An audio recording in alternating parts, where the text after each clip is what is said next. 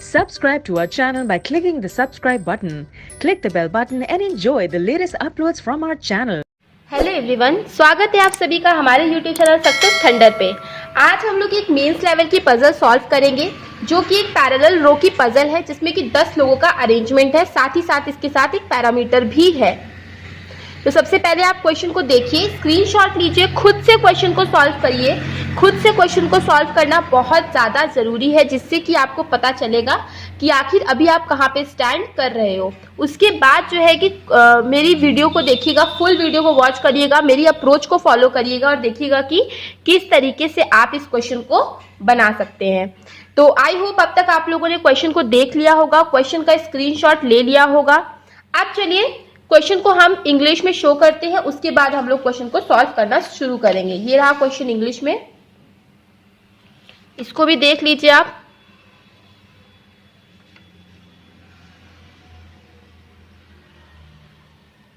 Screenshot ले लीजिए।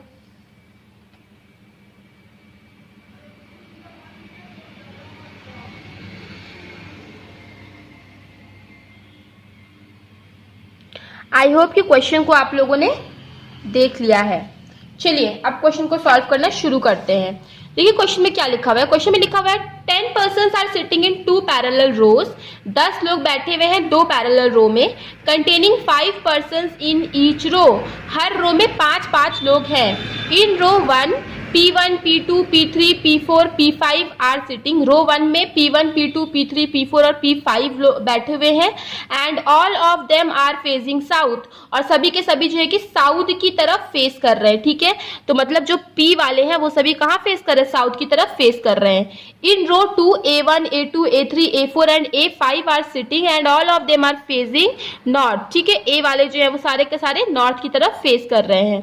In the given sitting arrangement, each person seated in a row faces another person of the other row, but not necessarily in the same order. इस sitting arrangement में हर आदमी एक दूसरे को face कर रहा है, लेकिन जरूरी नहीं कि इसी क्रम में हो। Each of them has a birthday in different months. सभी का बर्थडे जो है अलग अलग महीनों में है, मार्च, अप्रैल, मई, जून, जुलाई, अगस्त, सितंबर, अक्टूबर, नवंबर, दिसंबर, but not necessarily in the same order. पर जरूरी नहीं कि इसी क्रम में हो। ठीक है, आगे बढ़ते हैं। आगे लिखा है 2 persons sits between the one whose birthday is in March who sits at an extreme end and P5। ठीक है, देखिए मार्च में जिसका बर्थडे है वो और जो कि P5 है, इन दोनों के बीच में 2 persons बैठेंगे। और एक चीज यहाँ पे ये भी बताई गई है कि जो मार्च वाला है वो कहाँ पे बैठेगा? एक एक्सट्रीम एंड में बैठेगा। 2 persons sits between the one whose birthday is in March who sits at an extreme end। तो चलिए हम लोग बना लेते हैं। एक बार मार्च को इस एक्सट्रीम एंड में बैठा देते हैं।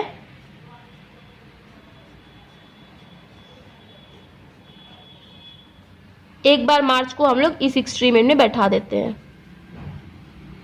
ठीक है, अच्छा मार्च में और P5 के बीच में कितने लोग हैं?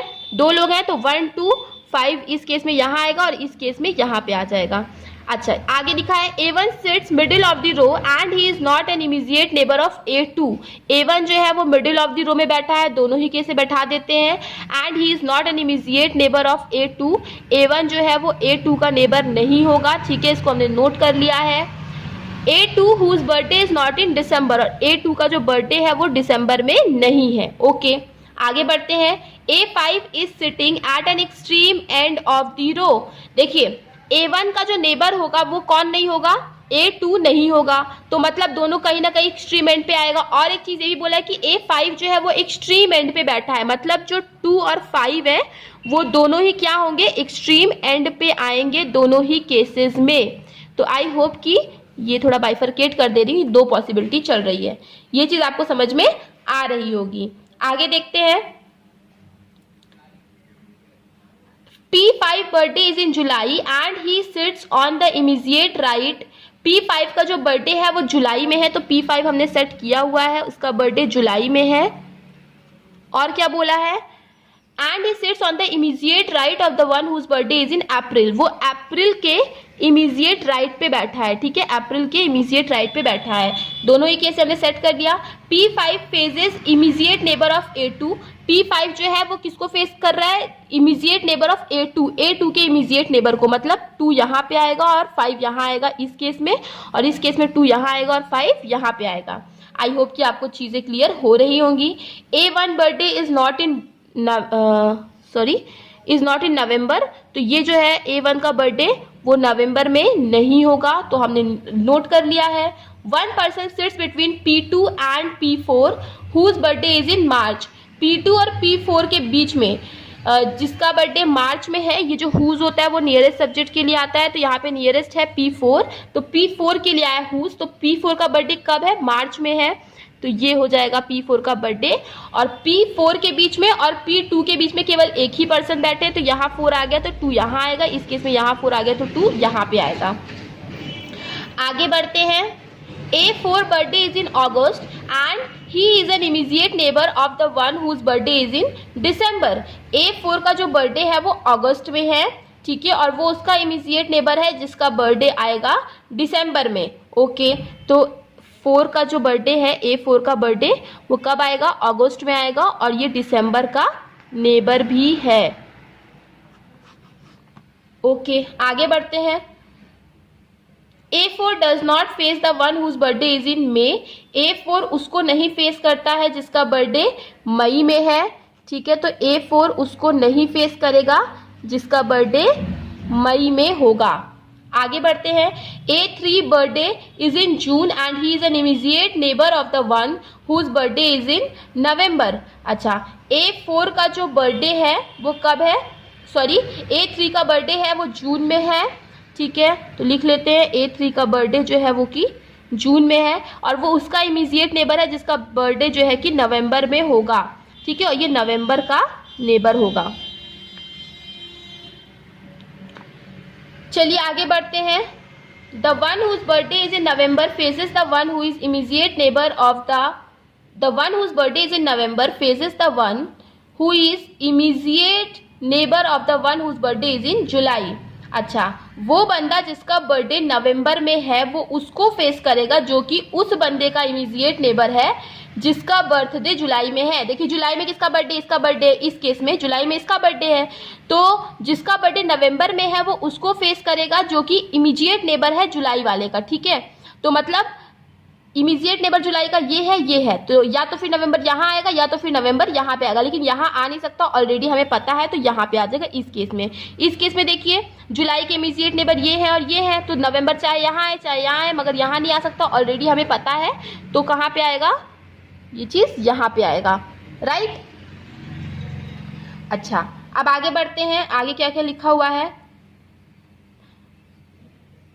There are 2 persons between the one whose birthday is in September and the one whose birthday is in May। सितंबर और मई के बीच में 2 लोगों का गैप आएगा। अच्छा ठीक है, इसके पहले हम एक चीज ये बताना चाहेंगे, हमें पहले से क्या पता था, A3 का बर्थडे होगा जून में और वो होगा नवंबर का नेबर, तो ये नवंबर है, तो 3 का बर्थडे यहाँ पे आ गया, ये हो गया जून। इस केस में 3 यहाँ पे आ गया और ये हो गया जून, ये वाला हो गया।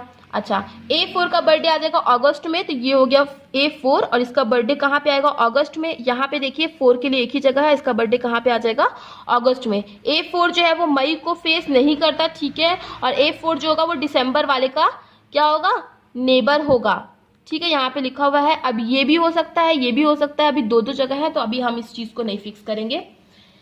चलिए अब आगे बढ़ते हैं। There are 2 persons between the one whose birthday is in September and the one whose birthday is in May, ठीक है, सितंबर और मई के बीच में कितने लोगों का गैप होगा, 2 लोगों का गैप होगा। अच्छा, तो देखिए सितंबर और मई, इस केस में देखिए 2 ही जगह बची, सितंबर मई यहाँ पे आ नहीं सकता है क्योंकि यहाँ पे दिसंबर आएगा वैसे भी, तो 2 लोगों के लिए जगह नहीं। इस केस में देखिए सितंबर अगर आप यहाँ लिखोगे 1 2, मई यहाँ पे आएगा नहीं और कोई प्लेस भी नहीं है, तो ये वाली कंडीशन तो आपकी गलत हो गई। अब इसमें हम चलते हैं। देखिए यहाँ तो आएगा नहीं क्योंकि यहाँ पे 1 दिसंबर आना है कोई ना कोई एक जगह पे, और दिसंबर आ जाएगा तो 2 प्लेस बची नहीं, और यहाँ पे देखिए सितंबर मई के लिए केवल एक ही जगह बची हुई है, ये दोनों, ठीक है। अच्छा, ये बोला था A4 जो है वो मई को फेस नहीं करेगा, तो मई कहाँ आ जाएगा, यहाँ पे आ जाएगा, फिर सितंबर कहाँ पे आ जाएगा, यहाँ पे आ जाएगा। ये वाली कंडीशन भी आपकी सॉल्व हो गई। अब आगे बढ़ते हैं। अच्छा, P3 birthday is not in September. P3 का बर्थडे सितंबर में नहीं है और A5 का बर्थडे अक्टूबर में नहीं है। ठीक है, P3 का बर्थडे सितंबर में अगर नहीं होगा तो P3 का बर्थडे यहाँ पे हो जाएगा, 1 बचा है P1 यहाँ पे हो जाएगा। और क्या बोला है कि A5 का बर्थडे अक्टूबर में नहीं है। ठीक है, अक्टूबर में अगर इसका बर्थडे नहीं होगा तो अक्टूबर में इसका बर्थडे हो जाएगा। और अगस्त और दिसंबर नेबर होने थे, यहाँ पे लिखा हुआ है, तो दिसंबर कहाँ पे आ जाएगा, यहाँ पे आ जाएगा। ये वाली कंडीशन भी आपकी सॉल्व हो गई। तो यही आपका देखिए फाइनल अरेंजमेंट बना। कितनी बड़ी सी पजल लग रही थी, लेकिन जब हमने इसको सॉल्व किया कितनी आसानी से इजीली ये क्वेश्चन जो है सॉल्व हो गए। तो आई होप कि आपको जो है चीज़ें समझ में आ गई होंगी किस तरीके से इस टाइप के क्वेश्चंस को टैकल करना है। और सबसे जो बड़ा मूल मंत्र है वो ये है कि आपको घबराना बिल्कुल नहीं है, क्योंकि जहां आप घबराओगे वहीं आपसे क्वेश्चंस गलत होंगे। इसीलिए कभी भी घबराइए मत, आराम आराम से क्वेश्चन को पढ़ते जाइए, लाइन बाय लाइन बनाने की कोशिश करते जाइए। कितना भी बड़ा क्वेश्चन चुटकियों में सॉल्व हो जाता है, ये मेरा पर्सनल एक्सपीरियंस है। तो आई होप कि आपको क्वेश्चन समझ में आ गया होगा। क्वेश्चन समझ में आ गया है तो वीडियो को लाइक ज़रूर करिएगा। और इस टाइप के क्वेश्चंस को आपको बनाने में लगभग 4 मिनट लगने चाहिए, 4 से 5 मिनट, उससे ज़्यादा नहीं लगने चाहिए। क्योंकि मैं यहाँ पे एक्सप्लेन कर रही हूँ तब भी मुझे उतना ज़्यादा समय नहीं लगा, और जब आप खुद से सॉल्व कर रहे होगे तो आपको और भी कम ही समय लगना चाहिए, ज़्यादा समय नहीं लगना चाहिए। तो चलिए फिर वीडियो को लाइक ज़रूर करिएगा अगर चीज़ें क्लियर हो गई हो तो। और अगर आप चैनल पे पहली बार आ रहे हैं तो चैनल को सब्सक्राइब करना मत भूलिएगा। मिलते हैं अपने नेक्स्ट वीडियो में। Thank you so much for watching.